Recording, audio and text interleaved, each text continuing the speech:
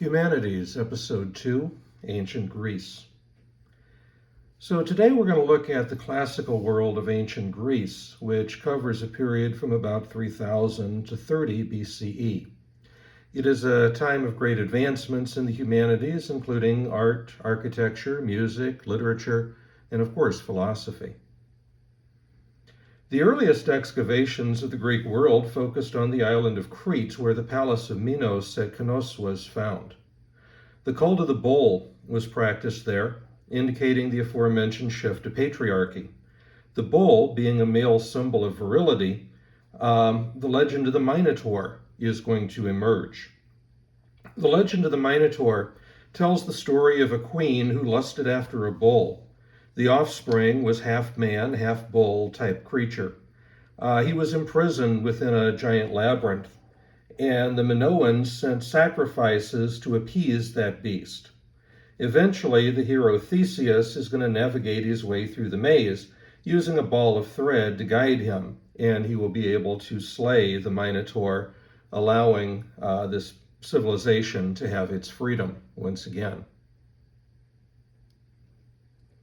This is another story that we know of really only because of the advent of writing.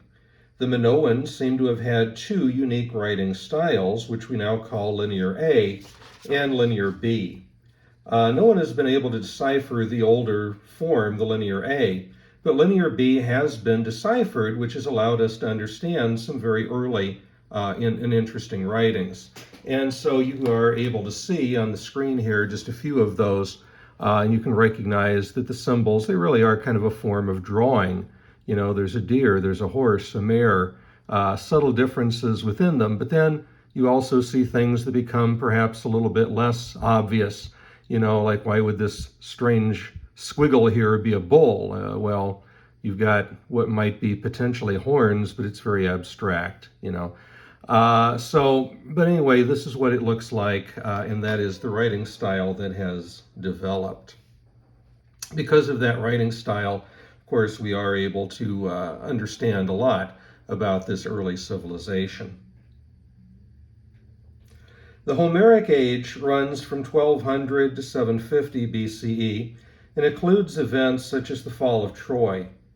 It derives its name from the great writer Homer, who composed the Iliad and the Odyssey around 850 BCE.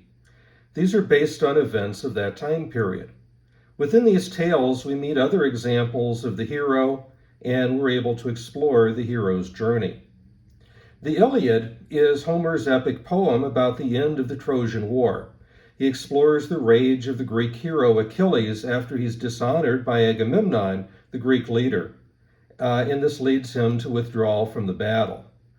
The withdrawal allows the Trojans, which are led at the time by Hector, to gain the upper hand until Achilles' friend, Patroclus, is killed wearing Achilles' armor.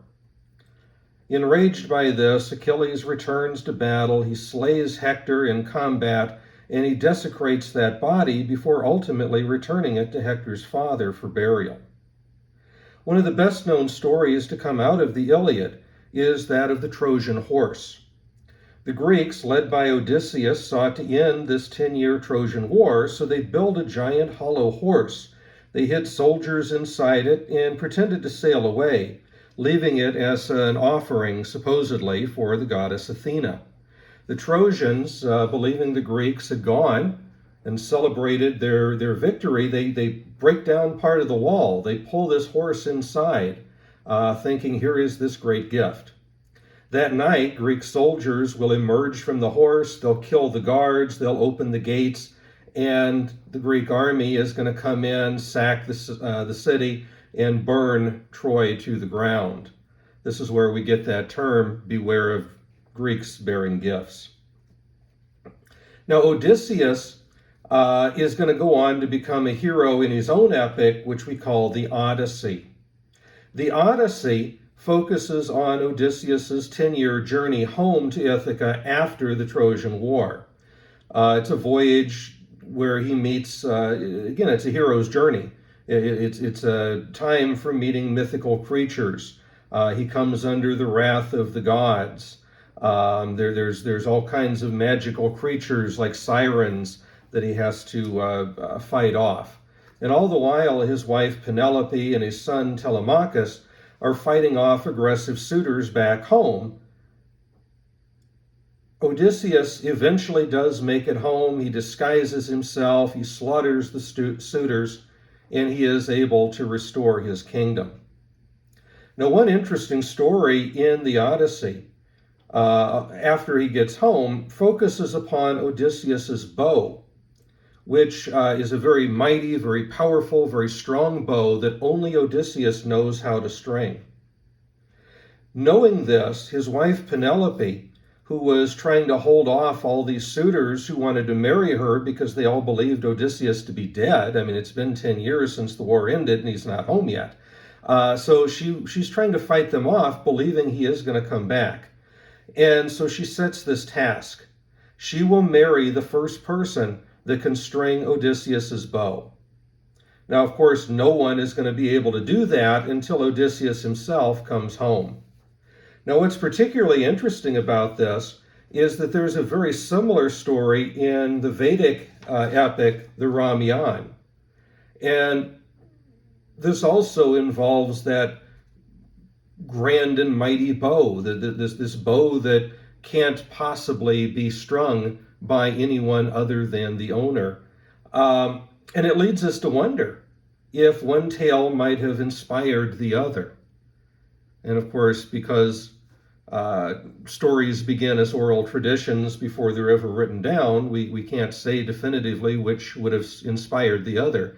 But is there enough trade back and forth between these areas that these stories could have transpired? Could they perhaps have led to where the Ramayana inspired Homer, or where Homer inspired the Ramayana? We don't know.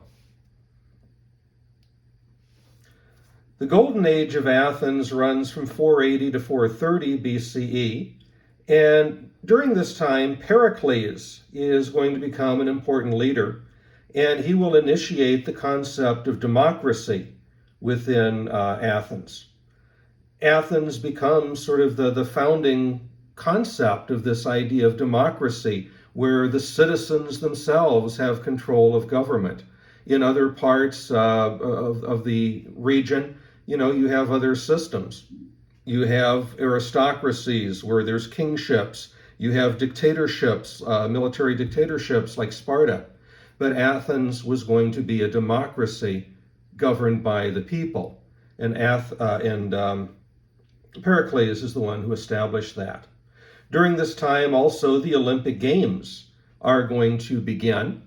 And, of course, Olympic Games are conducted only amongst males. They are conducted in the nude because of the beauty that is found supposedly within the male form, according to the Greek mindset. And women are barred from participation or from attendance for that reason. Now, in addition to the Olympic Games, this is also going to be a time when Greek drama is going to come into its own. Many great playwrights are going to present. And, of course, philosophy is going to be revived during this time period. This is sort of the beginnings of the great classical age of philosophy. One of the great dramatists was Sophocles. And Sophocles wrote a cycle of 3 plays: Oedipus Rex, Oedipus at Colonus, and Antigone. In Oedipus Rex, there's a prophecy made from the infant, or about the infant rather, that he will kill his father and marry his mother. To prevent this from happening, the parents pay someone to take the child away and kill it. But the man can't bring himself to do that. So as a result, Oedipus grows up away from his family. He has no knowledge of this prophecy. He goes on to become a great warrior. He's intent on gaining power and authority. And so he attacks the king and kills him. He's just killed his father.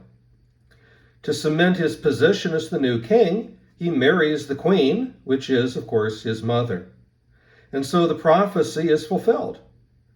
When he finds out the truth, he blinds himself. But in Oedipus at Colonus, he offers a defense. He says, since it was prophecy, he had no choice. It was a matter of fate. So what happened here wasn't really his fault. Now, this story demonstrates the power that prophecy and belief in fate had within the ancient world. There were a lot of forces, they believed, that were beyond human control.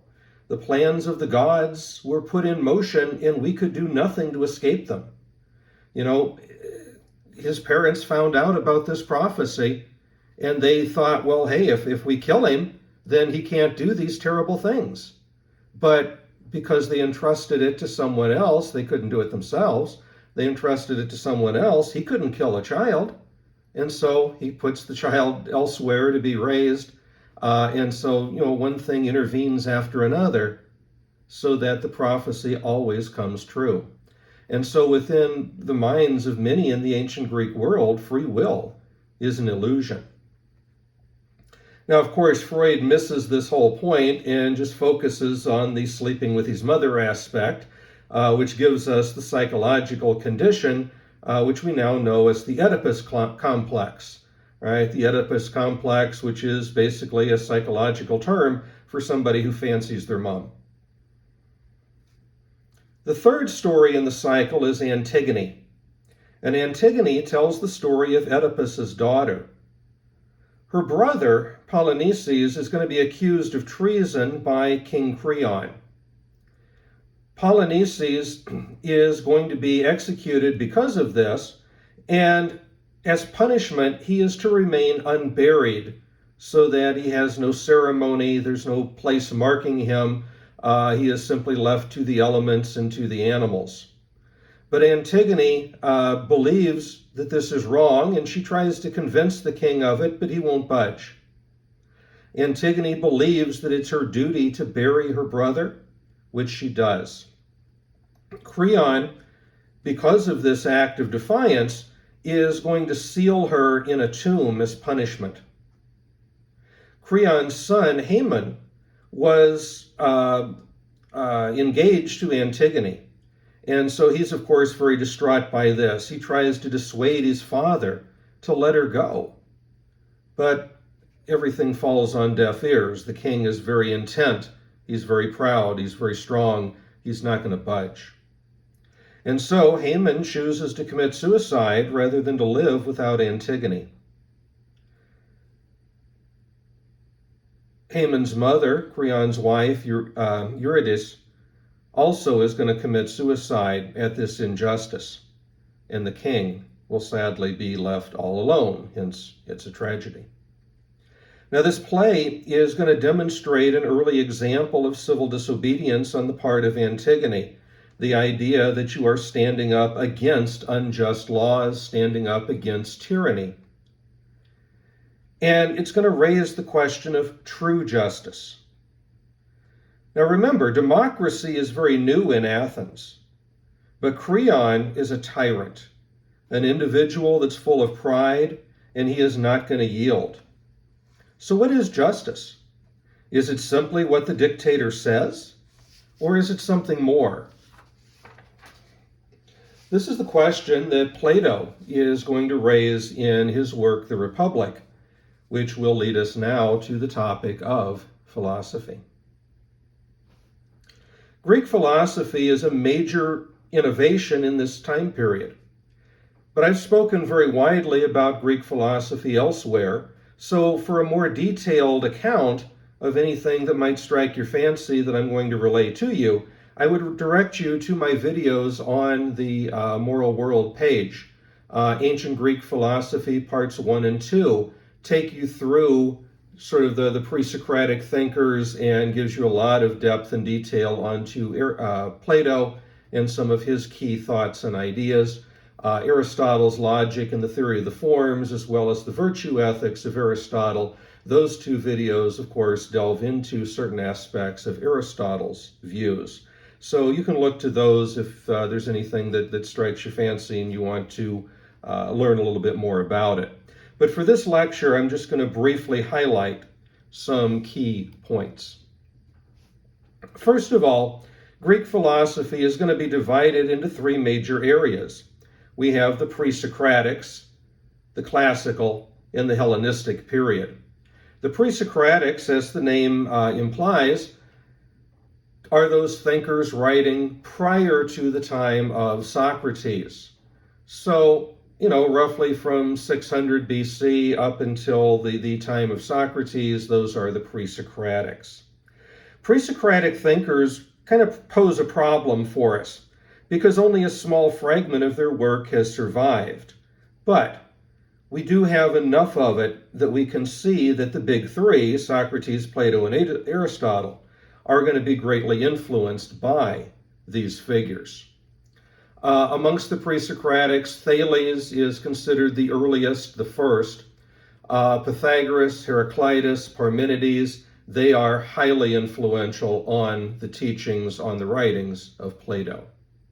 The classical period is this time frame of the three greats of the ancient Greek world, Socrates, Plato, and Aristotle.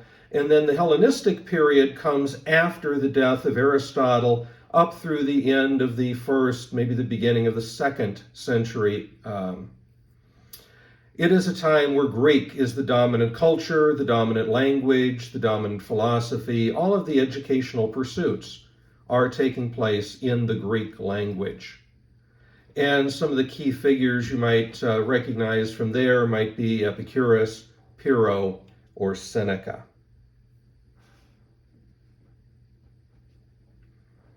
Socrates is likely best known, probably the best known, really, philosopher in the ancient world. But almost everything that we know about him comes only from the pen of Plato, who uses Socrates as the central figure in virtually all of his dialogues. From Plato, we learn that Socrates initiated a process that is called dialectical method. Dialectical method is basically a question and answer format aimed at finding absolute truth. Now, for the ancient Greeks in general, absolute truth would imply something that is eternal, that is absolute, that is unchanging. And so there's nothing in this world that's really like that. Heraclitus, that pre-Socratic thinker, talked about this world being a world of constant flux. You can't step in the same river twice. So if this world is nothing but flux and change, then how can there be anything real to be found here? Truth must reside elsewhere. This search for absolutes is going to lead Plato to be to create what's known as the theory of the forms. What he calls a form is what later medieval philosophers will refer to as a universal, but it is the absolute, unchanging abstract of a thing, as opposed to the fleeting and changing things of this world. For example, there are many examples of cats that exist in this world. Each individual cat that exists here is unique. But if you could abstract away all of these elements that make it uniquely this cat as opposed to any other, we would be able to find the general concept of what a cat is.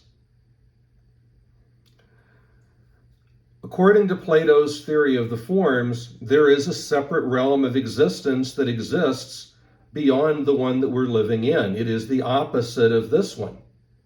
And so if this world is changing and fleeting, the other one is perfect and absolute. That is where these forms reside. That's where reality is to be found.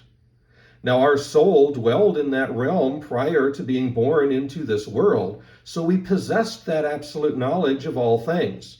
But the trauma of being born into this world is going to shake all of that from us. We forget. And so when we see things in this world, it jogs our memory. And, I look at that particular cat and it jogs my memory, and I get the concept, the idea, the abstract, the form of what it is to be a cat in my mind.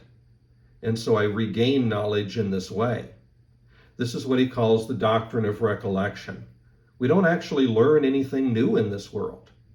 We just recollect or remember what we previously knew but had forgotten.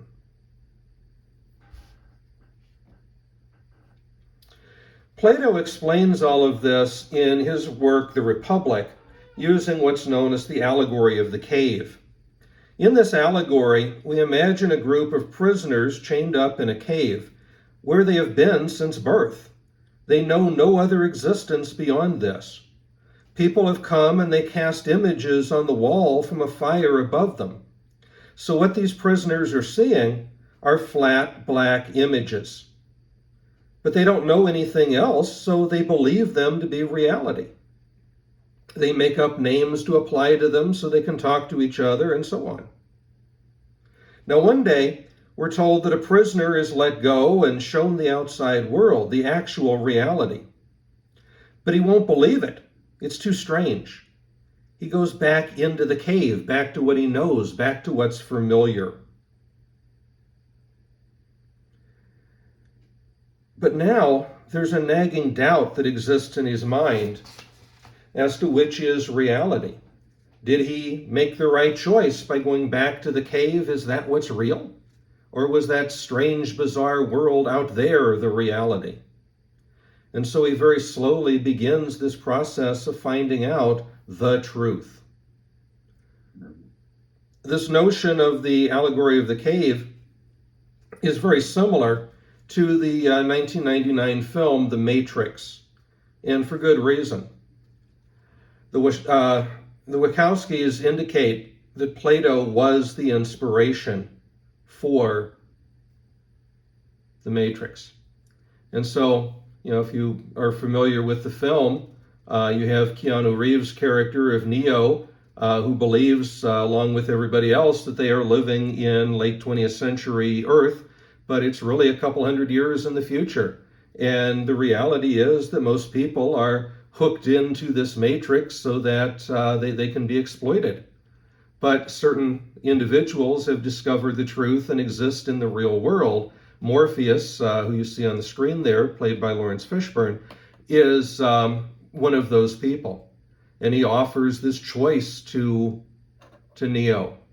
If you take the one pill, you're going to wake up, you're going to recognize the truth, you're going to see the reality, which is very different from what you believe to be the truth. If you take the other pill, then you wake back up inside the matrix as if nothing had happened.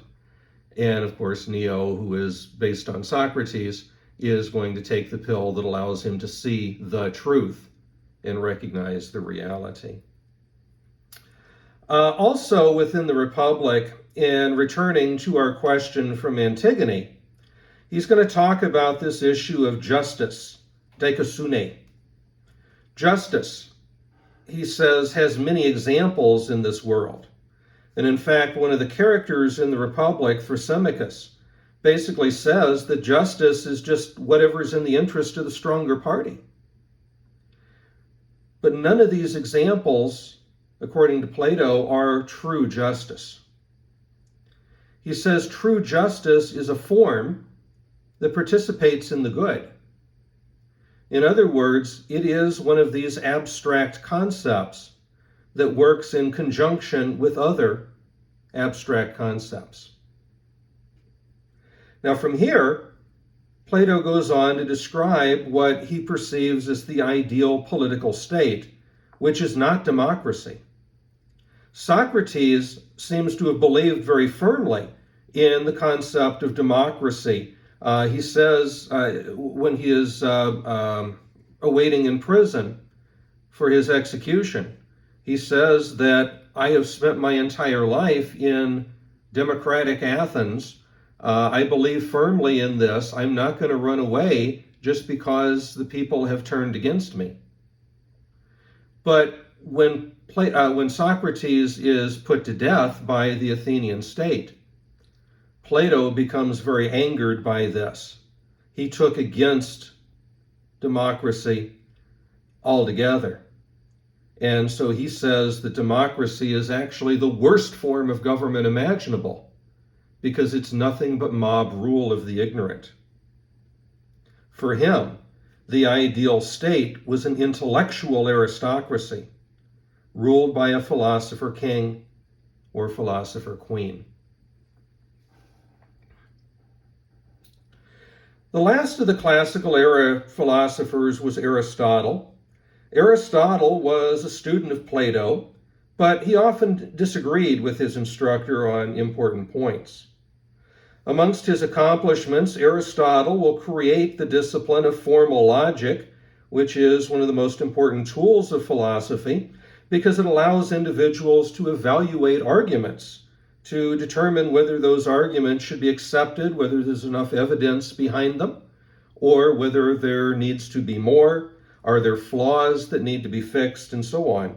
And so for creating the arguments to be as solid and good as possible, logic becomes a crucial tool down throughout our history. He is also the father of Western ethics, creating a system that we now refer to as virtue ethics that is very similar to the ethics of the Chinese thinker Confucius, who wrote a couple hundred years before Aristotle. Both Aristotle and Confucius taught that a leader must be a moral person, and that morality entails cultivating certain virtues within ourselves and practicing those virtues openly towards others. For each thinker, role models play a crucial part because they help us to understand what moral behavior looks like. If we've never seen courage before, how do we know how to be courageous? If we've never seen piety before, how do we know how to be pious? If we've never seen true justice before, how do we know how to be just? So just as we can learn from the hero and the hero's journey, we can also learn from those people who have already attained moral absoluteness and follow the path that they have left for us to follow. Now, as we leave Greek philosophy, I wanted to draw your attention to a Renaissance-era painting called the School of Athens. This was painted in the Vatican by the artist Raphael between 1509 and 1511. And represented within this work are some of the greats of Greek philosophy. We don't know actually who everyone in the painting is supposed to be. Some of them seem fairly obvious, others are not. But right in the center, we see Plato and Aristotle, and they are demonstrating a very central disagreement within their views. So if you look right to the dead center there, you'll see the older individual here, that's Plato, and the younger, that's Aristotle. Plato is pointing upwards. Aristotle is pointing downwards. And that is central to the major disagreement between them. For Plato, remember, this world is illusion, is fantasy. Reality is found up there, found in that other realm where the forms reside. Plato disagreed with that. He believed that this was the only world, this was the reality, there's no other realm of existence. He accepted the idea of the forms, but he said the forms dwelled inside the particular objects that exist in this world, not anywhere else. So in that respect, this is why Aristotle spends so much time dealing with questions of morality as well, because in logic and science, because these are things that are part of the material world, whereas Plato was largely rejecting the material world in favor of something beyond. The last thing I want to consider in this section is art and architecture within the Greek world. A central tenet of Greek art is the idealized depiction of human bodies. Recall that the Greeks considered the male human physique to be a thing of beauty, which is why the Olympic athletes competed in the nude and why women were barred from attending the games. This is best seen within sculpture. Depictions of Greek gods like Zeus, Apollo, or demigods like Hercules would, of course, be created to an ideal image of perfection. But when sculpture is made of a great Olympic athlete or someone who's victorious in battle, these same images of the ideal are found. Now, there are some female statues that do exist, but female images were required to be clothed throughout most of the Greek period. And as a result, they are considered to be of lesser value or lesser importance. The male physique is what was being shown off, and it is the human body that is perceived as being the miracle, if you will. And so the female form, since it had to be clothed for modesty's sake, was not recognized as being as valuable within that Greek society. Within the Greek world, this art was not just about making art. It was intended to commemorate a great person or event. In some cases, they were meant to depict an ideal, such as beauty or sacrifice, an ideal that an individual could strive to attain. Not only do we have artwork in the sense of paintings and great sculpture like you see on the screen there, but also, as you notice on the side over here, there is relief work that is found on the buildings, sculpture and relief work that's found there as well. If you look at what you see on the screen here, these are a couple friezes that are found on the Parthenon. And so these are things that try to depict great events. These are things that try to depict a sense of human beauty. But we find that art evolves for various reasons and at different times. But it always will help us understand something about the world that created it. And that's what the humanities is really about, is trying to help us understand our own human existence. And we recognize that in all of these forms as we look through the various stages of history.